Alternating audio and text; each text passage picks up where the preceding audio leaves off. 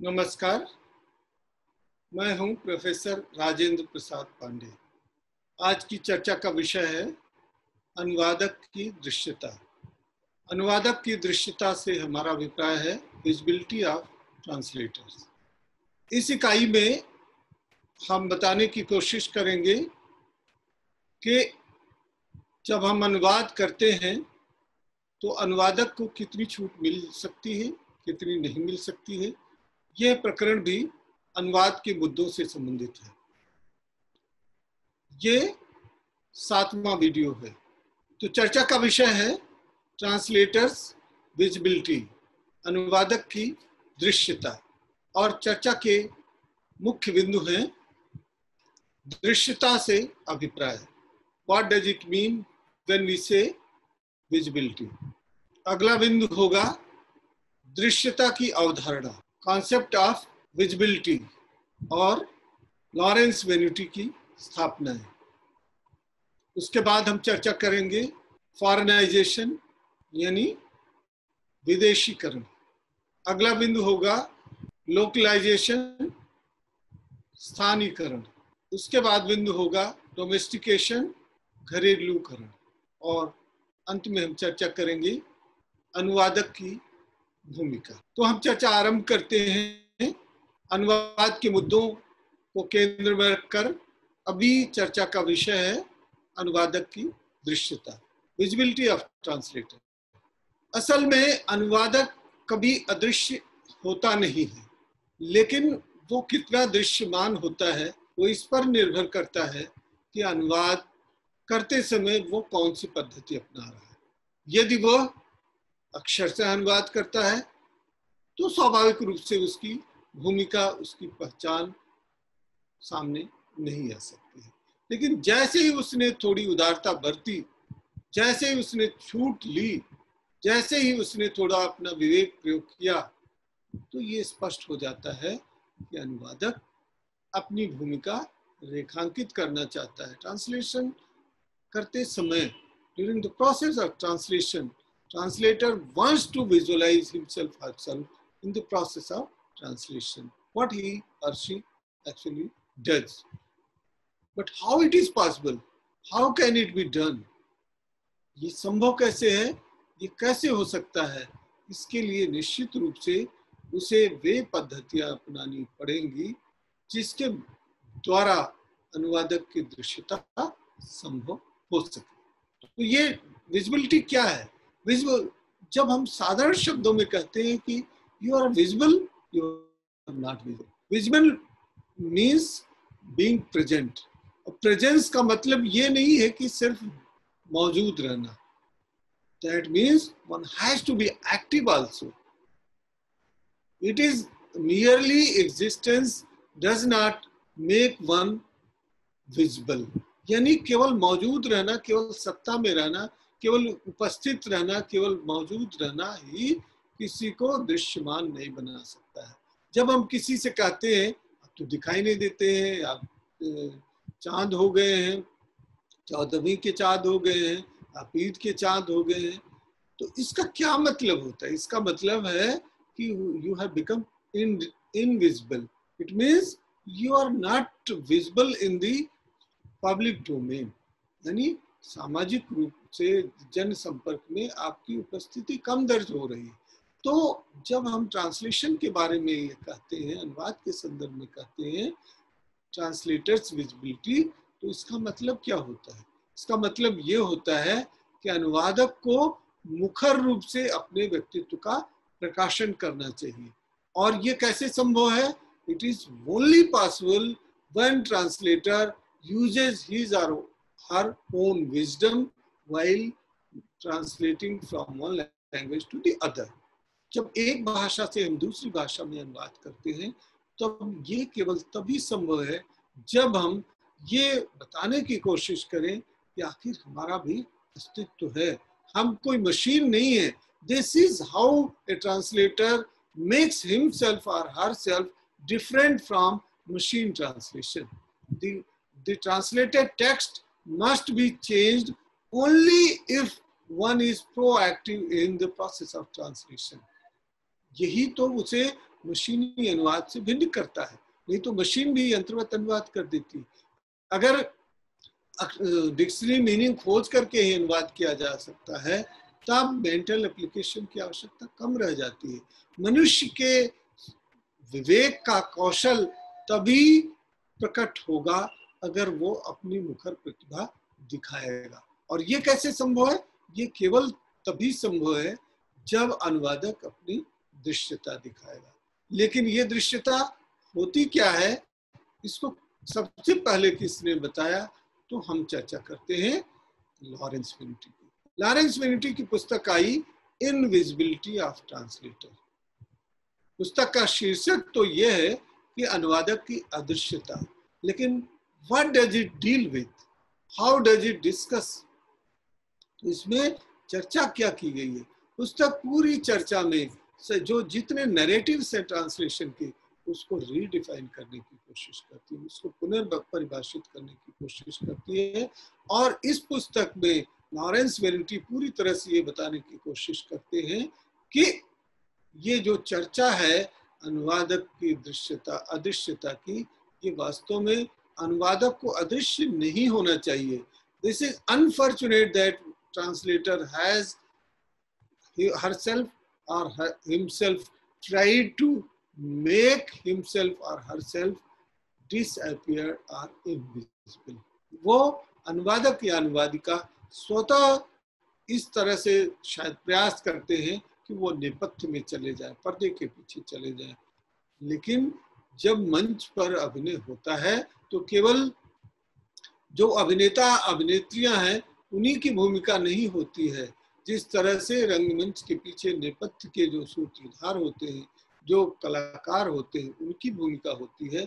उसी तरह से ये देखने की आवश्यकता है कि जो अनुवाद है, अनुवाद प्रक्रिया में केवल पाठ, शब्द, व्यवहार और रूपांतरण की बात नहीं होती है, बल्कि अनुवादक की बहुत बड़ी भूमिका होती है।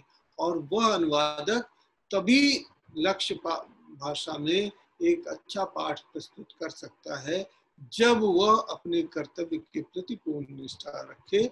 और ये पूर्ण निष्ठा केवल मूल के प्रति निष्ठा में निहित नहीं है। मतलब one should not confine oneself to the given text and being fidel to the local, but one has to be foreign in the given context also। तो अब इसको इस ढंग से हम समझने की कोशिश करें कि वो चाहते क्या है। वो जब चाहते हैं कि अनुवादक की अदृश्यता कहने का अभिप्राय उनका ये है कि अनुवादक अभी तक अदृश्य होता रहा है, लेकिन उसे दृश्यमान होना चाहिए, उसकी उपस्थिति दर्ज की जानी चाहिए। One must recognize that it is an act of product and translation which is not byproduct, it is endeavor which was undertaken by a sensible and intelligent person। अब इस पूरी प्रक्रिया को कैसे समझा जा सकता है? इस पूरी प्रक्रिया को समझने के लिए हमें ये देखना होगा कि अनुवादक स्वयं को दृश्यमान कैसे करे। What are the methods? How can one make oneself visible? कैसे स्वतः कोई व्यक्ति स्वयं को दृश्यमान बना सकता है? तो इसके लिए फिर उन्होंने कुछ रणनीतियां स्थापित की और उन रणनीतियों में प्रमुख रणनीतियां जो हैं उनकी चर्चा इस प्रसंग में आवश्यक है। तो पहली रणनीति क्या है? पहली रणनीति है फॉरेनाइजेशन, विदेशीकरण। कैसे करते हैं? अभी हम देखते हैं विदेशीकरण की आवश्यकता क्यों है। विदेशीकरण की आवश्यकता इसलिए है कि मान लीजिए अगर आप किसी पाठ को दूसरे स्थान पर ले जा रहे हैं तो उस भाषा के लोगों को, वहाँ की संस्कृति के, वहाँ के सरोकारों को ध्यान में रखते हुए अनुवाद करेंगे ना, उनको समझाना है। अब यहाँ हम फिर चलते हैं, जो विजिबिलिटी ऑफ ट्रांसलेटर है ये कहाँ से आती है? तो हम पिछले प्रसंग को ले जाते हैं। हम देखते हैं कि एक प्रख्यात अनुवाद चिंतक रहे हैं और उनका जो सुप्रसिद्ध निबंध लगभग 100 साल होने जा रहा है, 1923 में आया था। वो है निबंध है translators, the task of translator. और ये जो निबंध है, ये प्रसिद्ध निबंध, इतना चर्चित निबंध रहा है कि इसको लेकर के अनेक तरह की परिभाषाएं गढ़ी गई, और इसको जैक डेरिडा तक ने इसको फिर से व्याख्यायित करने की कोशिश की है, नए ढंग से इसको व्याख्यायित किया जाने लगा है। और ये जो निबंध है टास्क ऑफ ट्रांसलेटर, इसमें आफ्टर लाइफ ऑफ ट्रांसलेटर की बात की जाने लगी है। इसका अर्थ क्या हुआ? इसका अर्थ ये है कि अनुवादक की भूमिका में वो ऐसा भी प्रयास करता है कि वो अनुवाद करते समय कृति को पुनर्जीवित कर देता है, उसको नया जीवन प्रदान कर देता है। और ये निबंध वाल्टर बेन्यामिन का है। वाल्टर बेन्यामिन स्वतः जर्मनी भाषा के प्रख्यात नाटककार, रचनाकार और चिंतक थे, और वो स्वयं योद्धा भी थे। तो बेन्यामिन ने जो ये कहा, तो उसमें उन्होंने बताया कि ट्रांसलेशन किसके लिए? Is translation meant for those who can understand the original? Of no. उनका मत था कि जो अनुवाद को, जो मूल भाषा को समझते हैं, उनके लिए अनुवाद नहीं किया जाता है। किसके लिए अनुवाद किया जाता है? ये उनके लिए किया जाता है जो मूल भाषा को नहीं समझते हैं। This is what we can understand as foreignization. तो जब लॉरेंस वेनिटी फॉरेनाइजेशन की बात करते हैं, तो फॉरेनाइजेशन से क्या अभिप्राय है, फॉरेनाइजेशन के कैसे प्रयास हुए हैं, ये हम दो उदाहरणों से समझने की कोशिश करते हैं। पहला फॉरेनाइजेशन का उदाहरण था कि विलियम जोन्स ने अभिज्ञान शाकुंतलम के नाटक का फॉरेनाइजेशन करने की कोशिश की, जिसका विदेशीकरण करने की कोशिश की। कैसे? उनका नाटक कौन था? अभिज्ञान शाकुंतलम। कालिदास का नाटक अभिज्ञान शाकुंतलम, और उस नाटक का अनुवाद किया उन्होंने। अभिज्ञान का मतलब है पहचान, शाकुंतलम मतलब शकुंतला की पहचान, इसका हिंदी अनुवाद ये होगा। लेकिन उन्होंने क्या किया, उसके मूल को अपने ढंग से समझा और कहा Shakuntala or the fatal ring an Indian drama. ये एक तरह की फेटल रिंग थी, ये निर्णायक अंगूठी थी, और ये एक भारतीय नाटक है। इसको इस रूप में प्रस्तुत करने की कोशिश की, Shakuntala colon fatal ring an Indian drama. अब इसका उन्होंने अंग्रेजी में अनुवाद किया और अपने ढंग से पूरी छूट ली कि कैसे अंग्रेजी पाठकों को वो संबोधित कर सके, उनको बता सके शकुंतला के बारे में और यहाँ की पृष्ठभूमि के साथ साथ। तब उन्होंने क्या रणनीति अपनाई? उन्होंने मूलतः जिसे आज लॉरेंस वेनिटी फॉरेनाइजेशन कह रहे हैं, उसको उन्होंने बताने की, समझाने की कोशिश की कि कैसे जो भारतीय परिप्रेक्ष्य में रचित कोई रचना है, प्रेम गाथा है, उसका प्रेम परक नाटक है, उसको कैसे वहाँ की संस्कृति के साथ प्रस्तुत कर दिया जाए। इसलिए जितने भी आवश्यक संशोधन थे उसको उन्होंने कर दिया। जैसे ऋषि आश्रम के प्रसंगों में थोड़ा बहुत बदलाव, या यथासंभव जो शकुंतला और दुष्यंत के मिलन का प्रसंग है, जहाँ जहाँ उनको लगा उन्होंने अपने ढंग से उसको बदलने की कोशिश की। तो अनुवाद के स्तर पर हम उसकी आलोचना कर सकते हैं, but as a practice, as a device of translation, what we can understand is this is called foreignization. Foreignization क्या हुआ कि अपने ढंग से उसको वहां ले गए और प्रस्तुत करने की कोशिश की गई। लेकिन इसको अगर हम दूसरे पैरामीटर से देखें तो this was in a way domestication. कैसे डोमेस्टिकेशन था? उन्होंने अपने अनुकूल स्थानीय परिवेश में उसको रचने की कोशिश की। लेकिन इससे भी अधिक महत्वपूर्ण उदाहरण जो है अब हम चर्चा करते हैं, वो है स्थानीयकरण की, लोकलाइजेशन। लोकलाइजेशन क्यों जरूरी है? स्थानीयकरण क्यों जरूरी है? स्थानीय प्रसंग बताना आवश्यक है। मान लीजिए कि हम किसी ऐसी नदी घाटी परिस्थिति या परिवेश का, ऐसे एम्बियंस का व्यवहार नाटक में दिखाते हैं या किसी उपन्यास में दिखाते हैं जिसका हमें सरोकार ही नहीं है, तो उससे जुड़ाव ही नहीं होता। जुड़ाव नहीं होता तो पाठक का बोध ही नहीं होगा। बोध नहीं होगा तो फिर क्या प्रकट होगा? तो फिर हम क्या करने की कोशिश करते हैं, हम उसको लोकलाइज करने की कोशिश करते हैं। तो हम क्या करते हैं कि हम परिवेश को अपने ढंग से साझा कर सकते हैं। जैसे मान लीजिए हमने कोई ऐसा प्रसंग चुना जो हमारी परिस्थिति, हमारे परिवेश, हमारी संस्कृति के अनुसार उपयुक्त नहीं है, तो हम अपने ढंग से उसको ढाल लेते हैं, उसमें परिवर्तन कर देते हैं। और ये जो फॉरेनाइजेशन और डोमेस्टिकेशन की जो पूरी परिकल्पना है लोकलाइजेशन की, ये केवल विदेशी पाठकों को संबोधित करने के लिए ही नहीं है, ये स्थानीय स्तर पर भी हम कर सकते हैं, भारतीय भाषाओं में भी कर सकते हैं।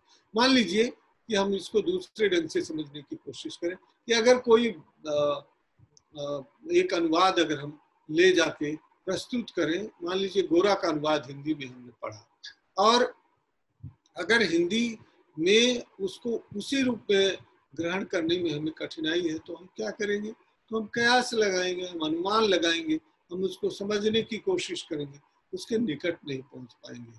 तब अनुवादक, अच्छा अनुवादक वो होता है जो छाया अनुवाद करता है, और उसकी चर्चा अन्य किसी प्रसंगों में हम करेंगे। लेकिन अभी ये चर्चा विजिबिलिटी ऑफ ट्रांसलेटर पर है। तब हम देखें कि ट्रांसलेशन करते समय ट्रांसलेटर कैसे विजिबल हो सकता है। तो वो उसकी विजिबिलिटी, उसकी दृश्यता तभी संभव है when one tries his or her best to do this kind of practice।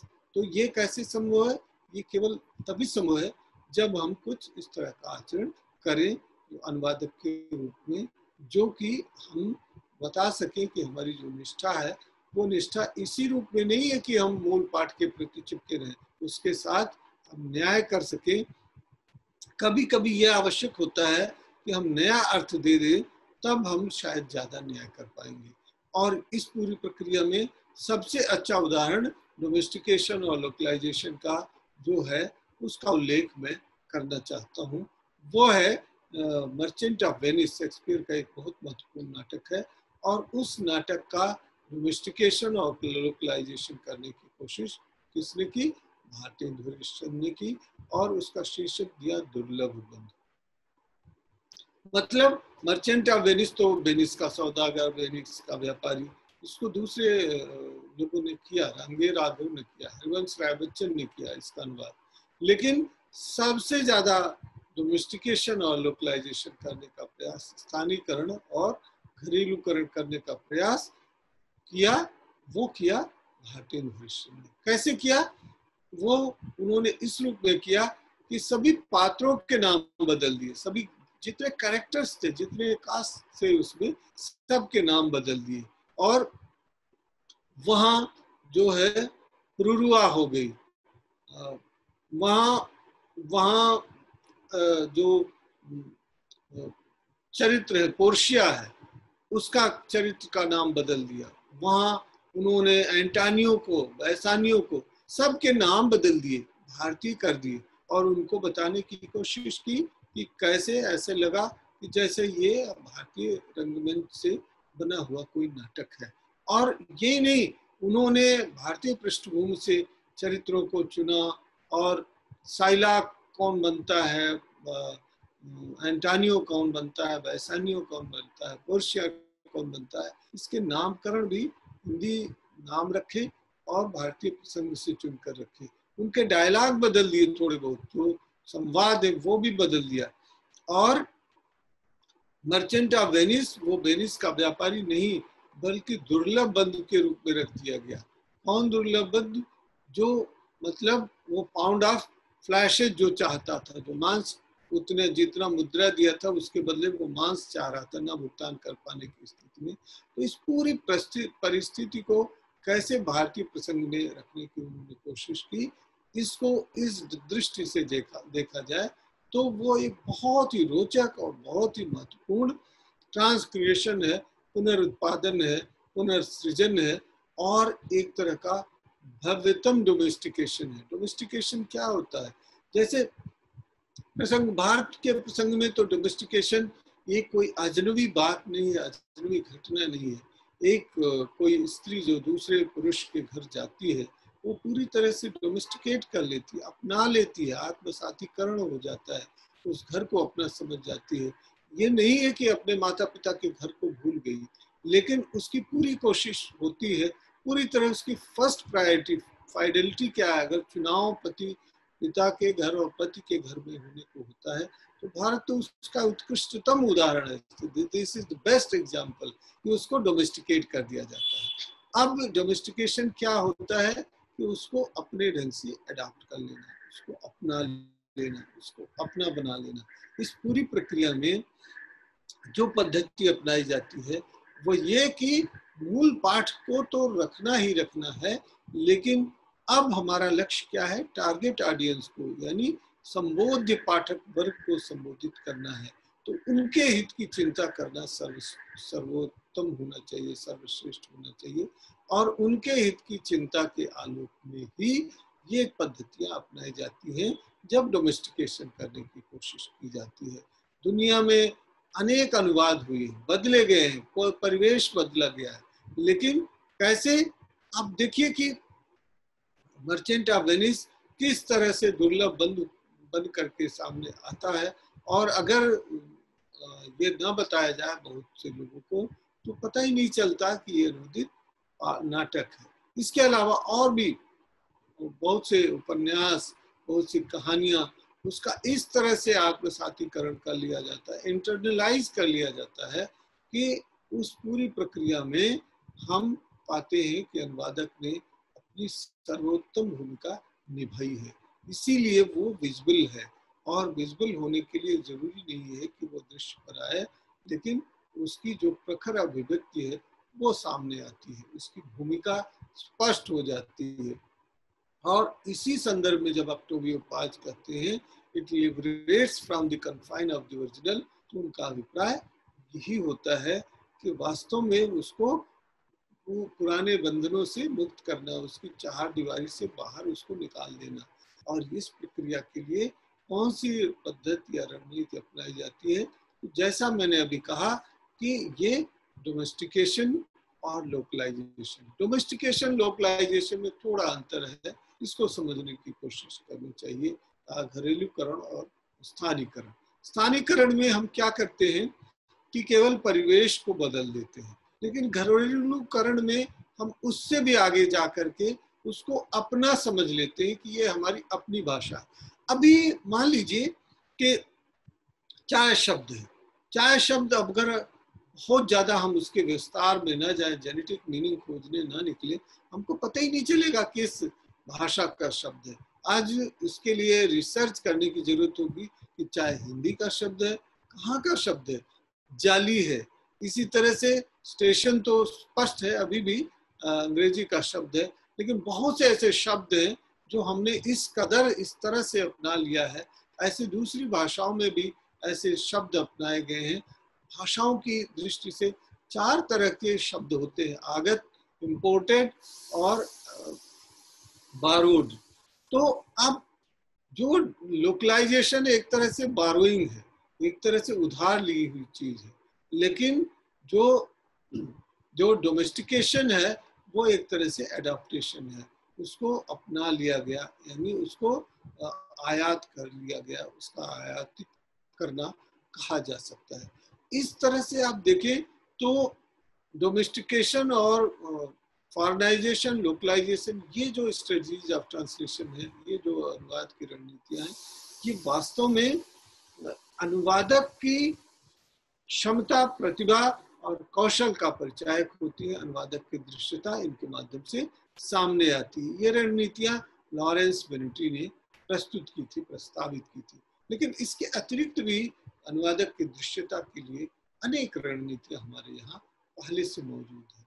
जैसे अब अगर ये ना बताया जाए कि रामचरितमानस की पृष्ठभूमि वाल्मीकि रामायण है, तो पता नहीं चलेगा कि ये अनुवाद है, और अनुवाद कहना तो उसके साथ अन्याय होगा।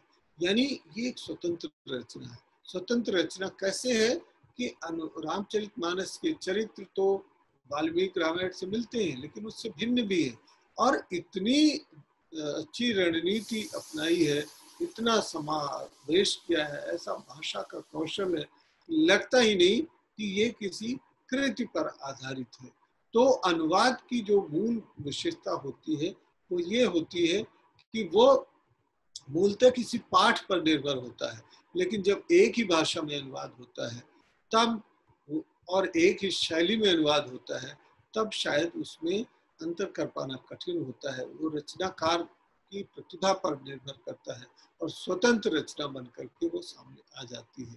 तो इस दृष्टि से देखें तो अनुवाद की ये पद्धति भी हमारे लिए बहुत उपयोगी रही है और इसमें अनुवादक की दृश्यता सामने आती है। अब इस दृश्यता के संदर्भ में हम समझने की कोशिश करें कि अनुवादक क्या भूमिका निभाता है।